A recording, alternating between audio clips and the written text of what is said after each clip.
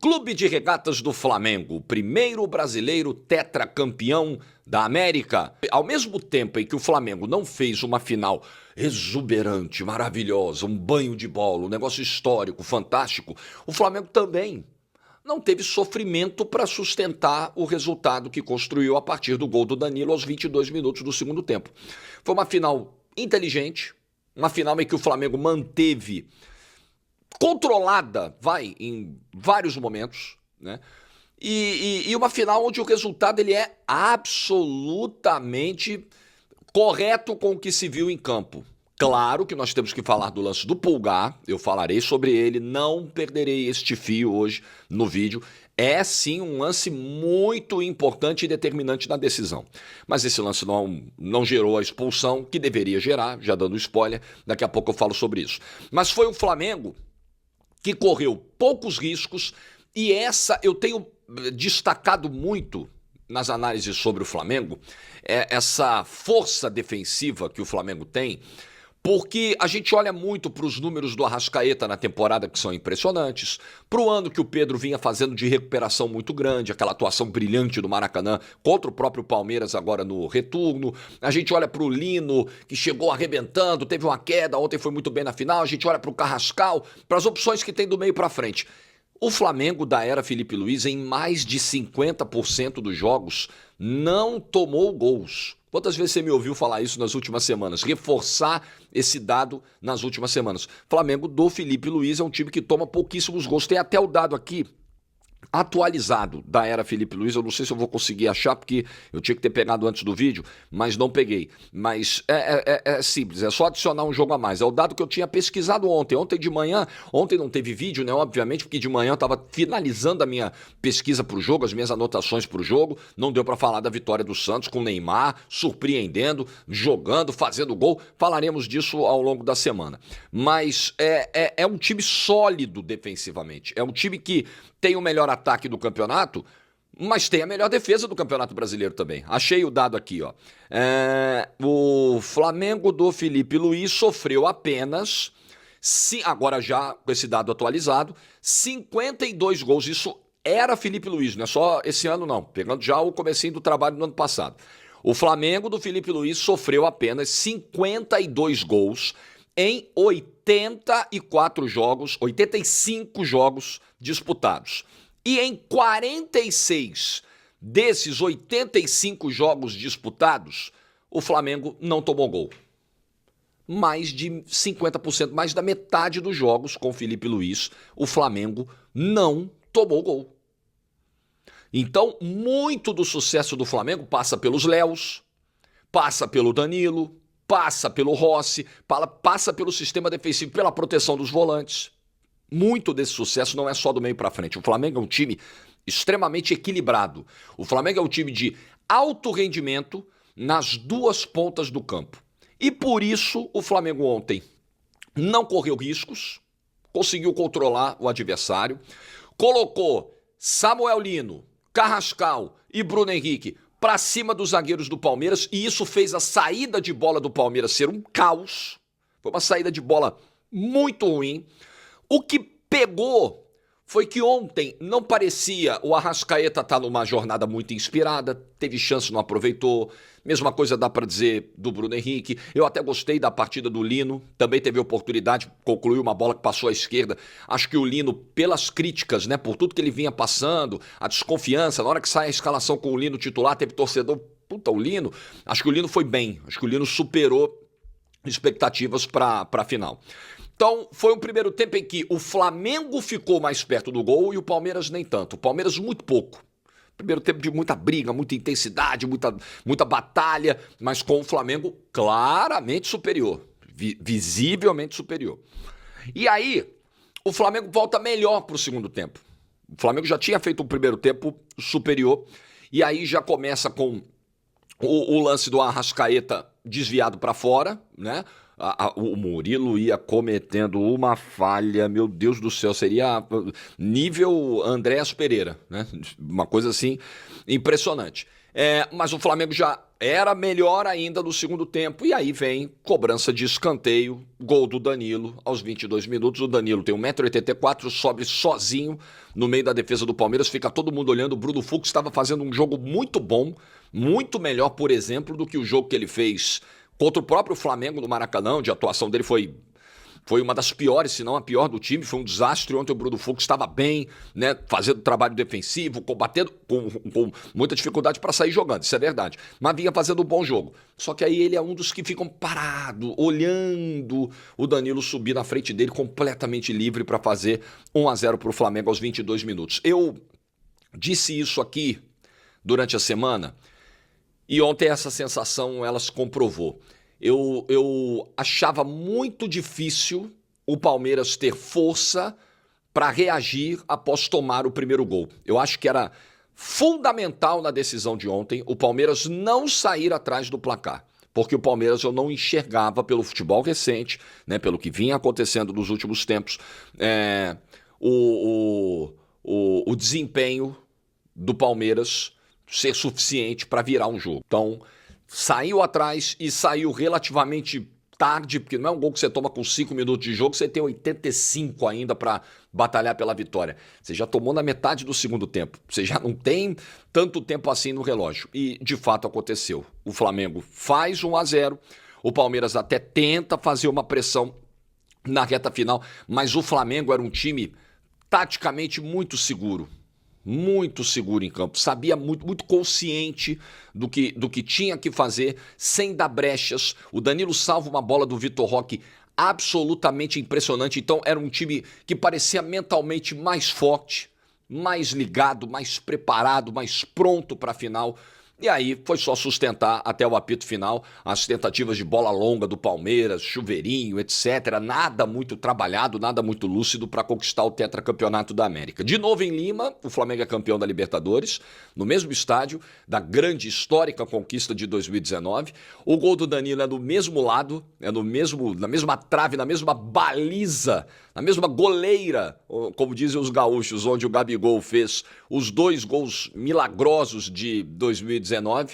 Então é um estádio que passa a ser o xodó do Flamengo fora do Brasil, né? Casa do Flamengo é o Maracanã, mas o Estádio Monumental de Lima é a segunda casa, né? Pelo menos aquela casa afetiva. Ali o flamenguista foi muito feliz 2 vezes, muito feliz. Porque contra o River, o Flamengo interrompe uma sequência de anos terríveis de Libertadores, de eliminações, de frustrações, né? Acabando com uma sensação de que nós não vamos ganhar nunca essa competição. Tinha rubro-negro, até falo isso no pós-jogo ontem, na narração, ainda na comemoração do título.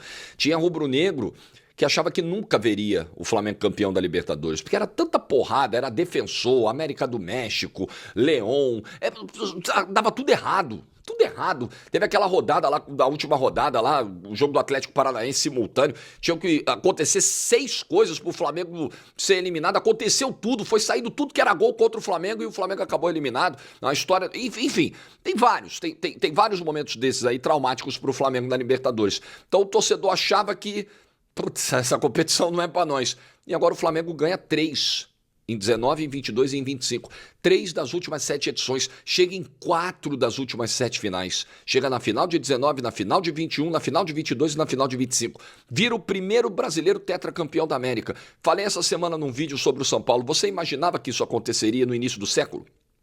Quando o São Paulo em 2005 estava sendo tricampeão da América e o Flamengo só tomando pancada na Libertadores. Alguém imaginava, naquela primeira década desse século, que isso pudesse acontecer, que o Flamengo seria o primeiro time a alcançar o tetracampeonato da Libertadores? Estava 3-1 para o São Paulo naquela ocasião, agora está 4-3 para o Flamengo. E isso aconteceu porque o Flamengo se organizou. O Flamengo fez o dever de casa, o Flamengo escolheu a travessia difícil de arrumar a casa e por isso chegou onde chegou. O Flamengo sempre teve muita receita. O Flamengo esteve aí porque o Flamengo chegou nesse patamar porque o Flamengo foi ajudado. Galera, vamos parar de discurso inocente e vamos admitir que os caras trabalharam direito e que o seu clube precisa fazer a mesma coisa. O Flamengo sempre arrecadou muito. O Flamengo, por exemplo, durante décadas, teve um patrocínio estatal na sua camisa poderosíssimo. E o Flamengo era um bunda lelê desgraçado nesse período. O Flamengo, que sempre teve as maiores cotas, os maiores patrocínios, a maior arrecadação de bilheteria, etc, etc, chegou num momento que o Márcio Braga chamou a imprensa e falou: acabou o dinheiro. Esse era o Flamengo, cara. Então o Flamengo está aí porque ele se organizou, porque ele é mais poderoso do que os outros em arrecadação. Não adianta, se você não é rubro-negro, eu não sou. E isso não vai me afastar de uma constatação óbvia. O Flamengo é a principal força arrecadadora do futebol brasileiro. E se esse clube, com esse potencial, estiver estruturado, organizado e tiver uma gestão competente, meu amigo, é muito difícil segurar. A realidade é essa, que os demais façam o dever de casa. Porque o futebol brasileiro, ele ainda é um futebol extremamente equilibrado, duro, competitivo, né? Difícil imaginar um cenário aqui no Brasil de uma Bundesliga, do Flamengo virar um Bayern e ganhar 10 Bundesliga seguidas, 10 Campeonatos Brasileiros seguidos. Muito difícil imaginar isso aqui no Brasil, mas é bem factível. Dos próximos 10, o Flamengo ganhar mais uns 3 brasileiros, uns 4 brasileiros. Por que não? Por que não? Porque ele está muito à frente dos outros em opção de elenco, de peça, em trabalho, em dinheiro. E aí eu preciso falar também do trabalho do Felipe Luiz. Esse cara, com 1 ano de trabalho, ele chegou. O Tite sai do final de setembro de 2024. Nós estamos no final de novembro, hoje é o último dia de novembro. Esse cara chega no final de setembro de 24, ganha uma Copa do Brasil, uma Supercopa do Brasil, um Campeonato Carioca, uma Libertadores da América e muito provavelmente vai ganhar um Campeonato Brasileiro. 5 títulos com um pouquinho mais de 1 ano de trabalho. 40 anos de idade. Primeira experiência desse cara comandando um time profissional na carreira. Uma visão, uma lucidez nas coletivas, uma visão de jogo que impressionam.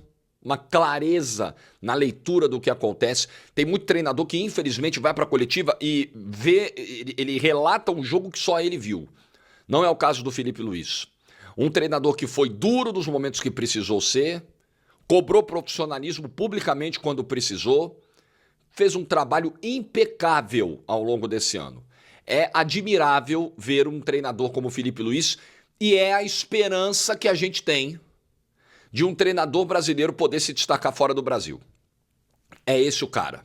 É esse o cara. Infelizmente, hoje, olhando os treinadores nascidos no Brasil, nenhum deles, absolutamente nenhum, para desespero do Oswaldo Oliveira, para desespero de tantos outros, nenhum deles tem demonstrado capacidade de sair do Brasil e fazer um grande trabalho lá fora. O Felipe Luiz, sim. O Felipe Luiz é a exceção dessa regra. O torcedor do Flamengo, desfrute muito do Felipe Luiz, porque a gente sabe que esse é o caminho natural. Ele vai fazer esse caminho um dia, ele vai fazer o caminho do futebol europeu, porque ele é um cara extremamente competente e ele tem o perfil. Mas enquanto ele estiver aqui, nos próximos 2, 3, 5 anos, seja lá quanto tempo for, desfrute, aproveite, porque o Felipe Luiz é um grande treinador. Para com essa bobagem, e eu falei isso na semana passada, antes de ser campeão da Libertadores, para não parecer que é um discurso pós-título muito fácil. Para com essa palhaçada. O Felipe Luiz não vibra.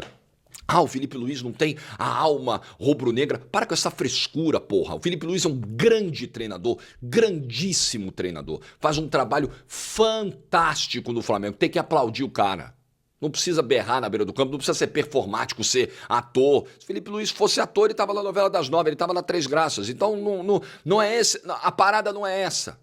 Ele é competente, ele é sóbrio, ele é equilibrado, ele é inteligente, ele é respeitoso e ele é competente. E a gente começa, como eu já disse a você, eu não sou Flamengo, mas ao longo da carreira, quando a gente vai entrando, começa a trabalhar com esporte, a gente começa a torcer também pelas pessoas, independentemente da camisa que eles vestem. Pô, ver um cara como o Felipe Luiz triunfar, dá aquela sensação, sabe assim, os bons estão vencendo, o bom venceu, o bem venceu, né? Pô, é legal ver o Felipe Luiz assim? Claro que é. Como eu gosto muito de ver o Abel vencedor, porque eu acho o Abel competentíssimo.